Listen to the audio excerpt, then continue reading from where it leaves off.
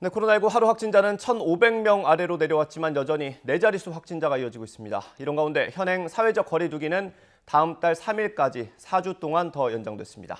이제가 한림대 강남 성심병원 감염내과 교수와 코로나19 상황 짚어보겠습니다. 교수님 어서 오십시오. 네, 안녕하세요. 일단 오늘 확진자는 1,400명대로 나왔습니다. 현재 감염 상황 어떻게 평가하십니까? 네, 한 3주 정도 계속 주중에 한 2,000명 살짝 넘었다가 주말 되면 이제 떨어지는 양상들이 계속 반복되고 있는데요.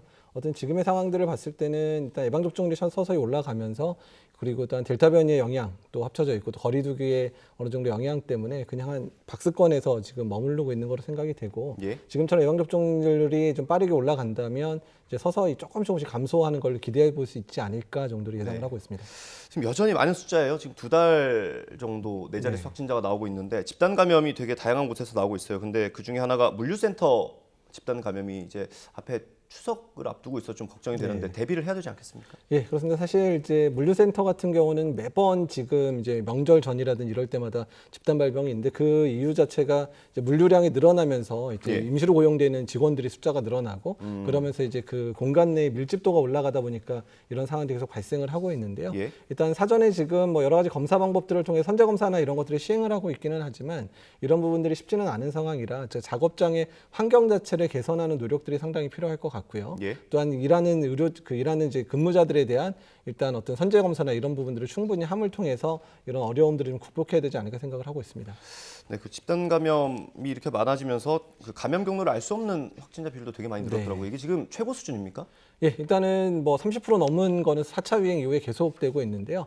뭐 많을 때는 한 36% 정도까지 올라가는 상황이라 거의 최고 수준까지 지금까지 모든 4차 유행 이후에 가장 높은 수준을 지금 유행 상황에서 지금 하고 있는 상황이거든요. 그러니까 그만큼이나 확진자 범위가 너무 커지다 보니까 역학조사 자체가 할 수 있는 한계에 부딪혔다고 보시면 될 것 같습니다. 그래서 만약에 이 부분이 어느 정도 해결이 돼야 환자 감소뿐만 아니라 그다음에 뭐 N차 감염이나 이런 것들을 막아낼 수 있는 그런 방법이 생기기 때문에 지금 역학조사 인력들이 거의 1년 7개월 넘어가면서부터 너무 지쳐 있는 상황들이 반복되고 있거든요. 그래서 역학조사 인력에 대한 이제 뭐 파격적인 확충도 필요할 것 같고 또한 그에 대해 합당할 정도의 그런 보상 체계도 갖추어야 되지 않을까 생각이 듭니다. 그럼 교수님 말씀대로 하면 이게 찾을 수 없는 게 아니라 인력이 좀만 있으면 더 찾을 수 있는 그런 경로인가요? 예, 그런 영역도 있는 거예요. 왜냐하면 이제 시군구의 이제 확진자 숫자가 역학조사 인력이 할 수 있는 거를 벗어나게 되면 하고 싶어도 조사를 제대로 할 수가 없으니까 정말 지금처럼 한 2,000명대가 나오게 되면 그냥 확진자와 확진자가 만났던 주변의 사람들 어느 정도 그냥 꾸려서 검사 많이 하십시오 정도밖에 역학조사를 할 수 없고 이 사람이 어디서 감염됐는지를 끝까지 추적을 할 수가 없게 되는 상황이 발생을 하거든요. 그래서 이런 부분들을 강화하려면 일단 역학조사 인력들을 충분히 늘리든지 아니면 확진자 수를 줄여야 되는데 확진자들은 이제 서서히 감소될 거기 때문에 역학조사 인력에 대한 충분한 지원과 교육 또 확충이 현재는 상당히 중요할 것 같습니다. 네, 일단 그 속도 자체를 쫓아가지 못한다 이런 말씀이신 것 같고요. 이런 가운데 지금 정부가 현재 거리두기 단계를 4주 연장하기로 했습니다. 발표가 있어서 한번 들어보고 오겠습니다. 이번 거리두기 조정은 9월 6일 월요일부터 10월 3일 일요일까지 4주 동안 시행합니다. 추석 연휴와 이로 인한 여파를 평가하기 위해 통상적인 2주보다 길게 설정되었습니다. 다만 추석까지 전 국민의 70%가 1차 접종을 받고 9월 말에는 절반 가까이 접종을 완료하게 됩니다. 이와 함께 국민들의 피로감이 큰 점을 고려하여 예방접종 중심으로 일부 방역 조치를 완화하게 됩니다. 네, 이게 추석 방역이랑 조금 섞여 있어서 헷갈리실 수도 있을 것 같아요, 시청자 여러분들이요. 이게 저도 봤더니 현재 거리두기 단계에서 사적 모임 인원을 제한하는 거에다가 여기에다 플러스 알파로 이제 접종 완료자를 포함하는 개념 아니겠습니까? 네, 맞습니다. 설명을 좀 해주시면. 예, 일단 이제 추석 전까지는 어떻게 되냐면 지금 현재 6시 전에 4명까지 모임이 가능하잖아요. 그러니까 접종자, 미접종자 구분 없었잖아요. 거기에 6명까지 가능해지는데 거기에는 접종자 2명까지 포함된 6명이 가능해지는 거고요.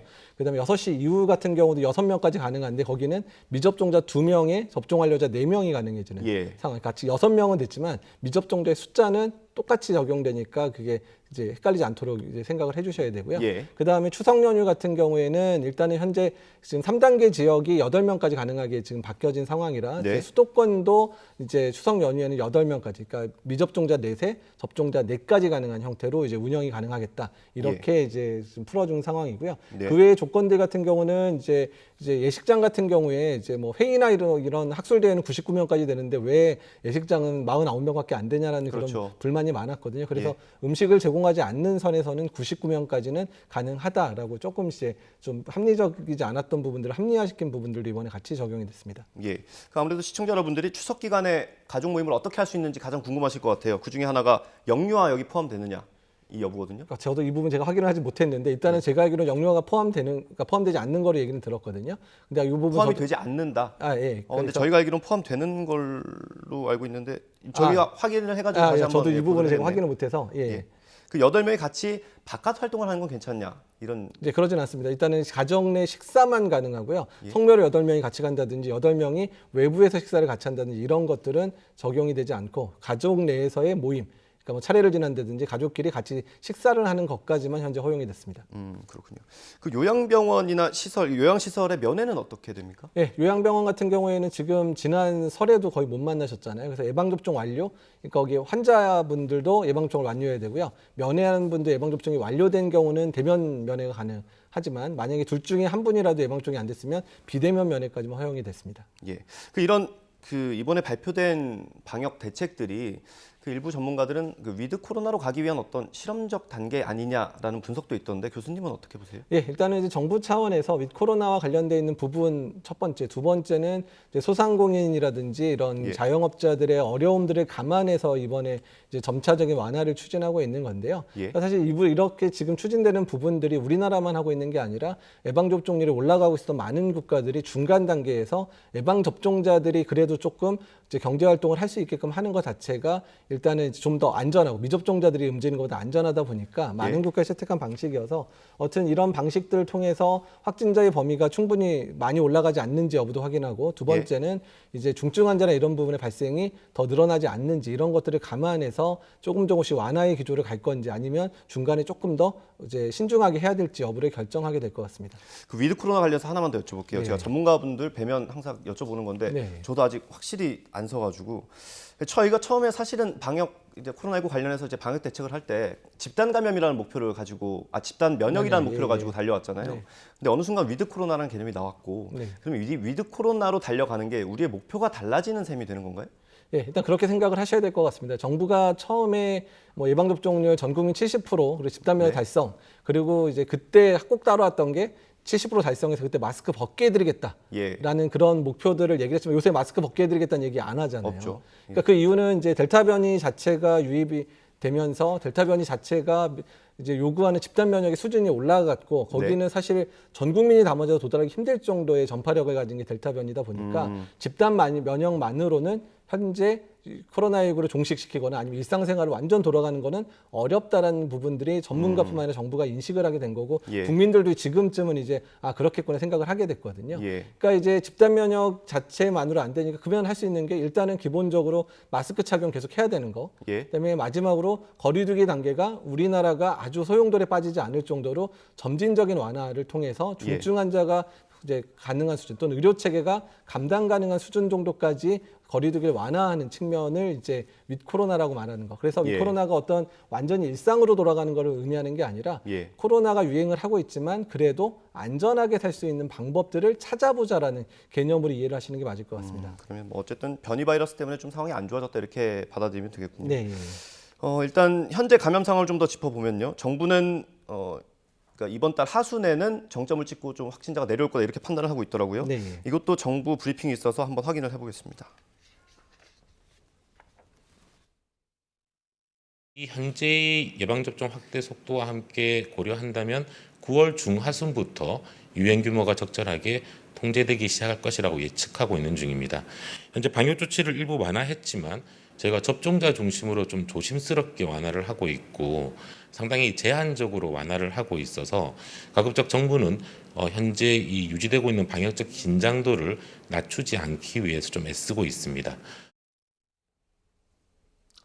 정부 브리핑 보셨는데 교수님 판단도 비슷하십니까? 네, 예, 비슷합니다. 일단은 지금 상황에서 이제 집단 감염이나 이런 부분들을 최소한 억제하고 전반적 유행 차원의 이제 관리는 해야 되지만 일단은 많은 소상공인이나 이런 데 어려움들이 있기 때문에 예. 일단은 이제 이런 부분을 완화하겠다. 하지만 일단은 이제 유행 상황 자체가 낙하가 되면 다시 단계를 올릴 수밖에 없다라는 부분들을 기조에 깔고 있는 상황이고요. 어쨌든 예방 접종률이 충분히 올라가게 되면 예. 일단은 이제 전반적으로 이제 추석 이후 넘어서 적어도 이제 9월 말에서 이제 10월 중순 정도 되면 지금보다는 좀 더 안정된 상황이 이루어질 수 있을 거라 생각은 하고 있습니다. 예. 근데 다만 정부의 정책의 이제 실현에 있어서 이제 국민들한테 이게 방역을 아주 완화시킬 거라는 그런 잘못된 사인을 주게 되면 우리가 6월 말 7월 초에도 한번 큰 유행이 있었잖아요. 그래서 일단 방역의 긴장감은 유지해야 되지만 어쨌든 완화의 기조들은 우리나라가 안정된 상황에서 서서히 이제 안정이 될 수 있도록 서서히 이제 점진적으로 거리두기는 완화하는 형태를 띠는 게 맞겠다 생각을 하고 있습니다. 교수님 앞서 저희가 추석 그 8명 네. 인원에 영유아가 포함되냐 안 되냐 이걸 지금 안에서 확인을 해봤더니 영유아도 포함이 된다고 하네요. 네. 시청자 여러분들 다시 네. 한번 확인하시면 좋을 것 같고요. 지금 백신 접종 상황을 좀 보면 추석 전까지 정부는 지금 전 국민 1차 접종은 가능하다 이렇게 네. 판단하고 있고요. 그 이후에 다음 달 말이 되면 이제 전 국민 2차 접종이 70% 가능하다 이렇게 네. 전망을 하고 있잖아요. 그 위드 코로나 전환 시점은 교수님 어떻게 판단하십니까? 일단 전환 시점은 이제 전 국민이 감염에 있어서 많이 안전한 상황이 돼야 되니까 일단은 시작 시점들은 저는 이제 전 국민의 접종 완료가 70% 되는 시점에서 시작은 해야 되는 건 맞는데 예. 다만 이 위드 코로나라고 하는 전략 자체가 단순히 그냥 거리두기를 완화하는 거로 끝나는 게 아니라 의료 체계도 이런 위드 코로나에 맞춰서 환자 보는 그런 형태라든지 이런 것들도 변형이 필요하기 때문에 상당히 많은 준비들이 필요합니다. 그래서 위드 코로나에 대한 준비는 지금부터 시작을 해야 되고요. 또한 국민들도 위드 코로나가 어떤 모습인지를 그려야지 그것들을 준비할 수 있기 때문에 예. 이런 로드맵들은 적어도 9월 안에 위코로나에 대해서 우리는 어떤 전략을 취할 거고 그 위코로나의 궁극적인 모습은 이거라는 부분들을 정부가 9월 안에는 발표를 해줘야 되지 않을까 생각을 하고 있습니다. 네, 지금 백신 접종 계속해서 속도를 내고 있는데 그 곳곳에서 조금 크고 작은 사고들이 있어요. 네. 지금 고대 구려병원에서는 그 140여 명 정도한테 오접종한 사실이 확인됐잖아요. 네. 이게 일단 부작용은 없을지 그리고 앞으로 추가 접종을 해야 될지 궁금하거든요. 네, 사실 이제 냉동에서 냉장 상태로 해서 일단은 그 기간을 일주일을 넘지 말라고 되어 있는데 그 기간이 넘어선 상황인 거로 생각은 됩니다. 어쨌든 예. 근데 다만 이제 그 백신의 뭐 이상 반응이나 이런 부분들이 지금껏 접종 사례에서는 크게 문제가 됐던 적은 없기 때문에 예. 크게 문제가 될 것 같지는 않지만 다만 그렇게 접종된 분들에 대해서 안전 관리나 이런 부분들은 충분하게 추적을 해야 될 것 같고요. 그다음에 예. 이런 게 생긴 원인이 뭔지는 반드시 점검을 해서 여러 의료기관에 공유를 해서 똑같은 상황이 발생하지 않도록 하는 부분도 상당히 중요할 것 같습니다.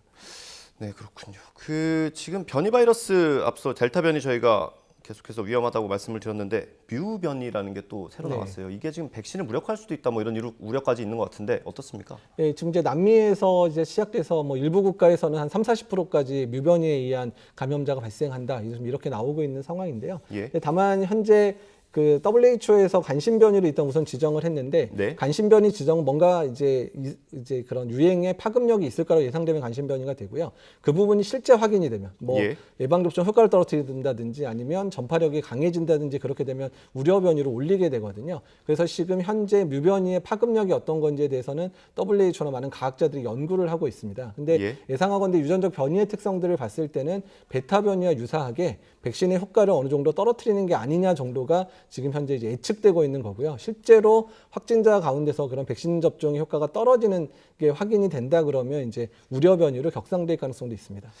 예, 이렇게 변이 바이러스가 계속 나올수록 이제 3차 접종 부스터샷에 대한 관심이 계속 집중이 되는데 미국에서는 이제 3차를 맞기로 했고 그리고 우리나라도 지금 하기로 했고 지금 언제부터 할지는 지금 정하지 않은 상태이지 않습니까? 네. 3차를 맞으면 면역력 어느 정도 올라가는 겁니까? 그러니까 이제 국가마다 이제 3차 접종 효과에 대한 부분들이 나오고 있는데 이제 이스라엘이 제일 먼저 시작해서 나온 데이터를 보게 되면 일단 항체가 같은 경우는 2차 접종 이후에서 부스터 접종 3차까지 하게 되면 항체가가 뭐 4배에서 한 10배 정도로 올라가더라. 그리고 예방 효과도 상승하더라라는 얘기가 있긴 있습니다. 다만 부스터샷을 했었을 때 그게 기간이 얼마나 또 유효할 건지에 대한 부분들은 아직까지 확인되지 않은 부분들이고요. 예. 그러니까 이제 부스터샷 맞기 시작했으니까. 예. 그리고 두 번째는 지금 현재는 델타 변이 같은 경우는 백신의 효과를 많이 떨어뜨리지는 않는 상황이기 때문에 부스터샷으로 해결할 수도 있을 텐데 네. 만약에 백신의 효과를 많이 떨어뜨리는 그런 변이가 전 세계적으로 유행하기 시작하면 단순히 부스터샷만으로 가능할까에 대한 부분들도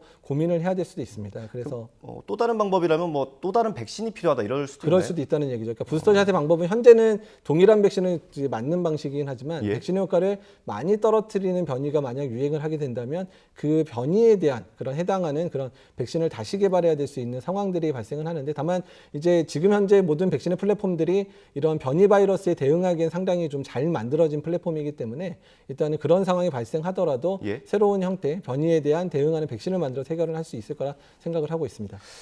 네, 이런 가운데 우리 그 학생들이 내일부터 좀 등교가 확대가 됩니다. 지금 뭐 상황이 계속 안 좋기 때문에 확진자 수가 계속 네 자릿수이기 때문에 좀 걱정하시는 분들 많을 텐데 괜찮습니까?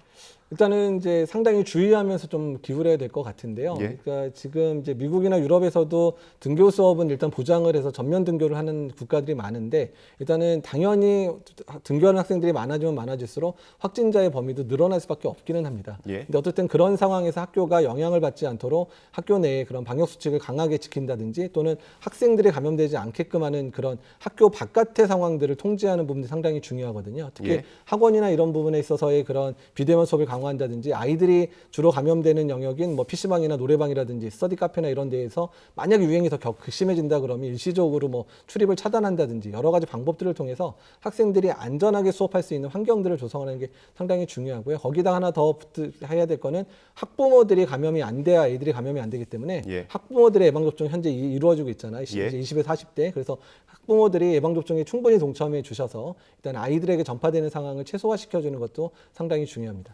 네, 아이들을 위해서 어른들도 조금 더 노력을 해야 될 것 네. 같습니다. 지금까지 이재갑 한림대 강남성심병원 감염내과 교수와 함께했습니다. 고맙습니다, 교수님. 네, 감사합니다.